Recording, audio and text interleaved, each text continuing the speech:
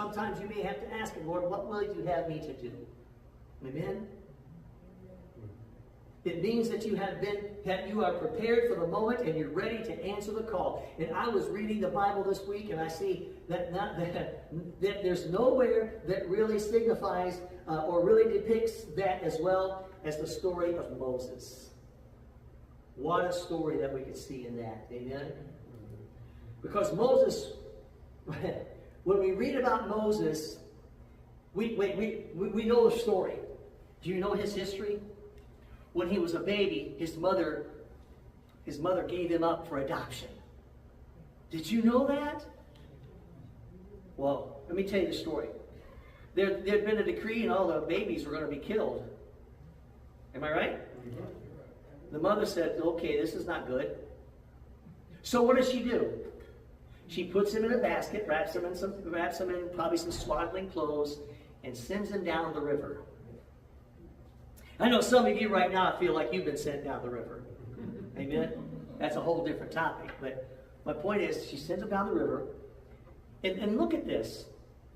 And I'll just say, it was God's divine providence that the current happened to flow to a place where it was going to come to this princess, this woman of Egyptian heritage. And he would be raised in a palace. Listen, he was marked for death. But instead, he's raised in a palace. Just look at that for a minute. Here he is. He is now raised as the Prince of Egypt. My goodness, what a privilege and what opportunity might he have had as a prince in Egypt. And when we look back, and some of you may have studied it, maybe you've not even thought about it. Why did that happen? Why did God cause this? I'm telling you, God had a hand in this. So he would be trained up. He would be trained up in all the best schools.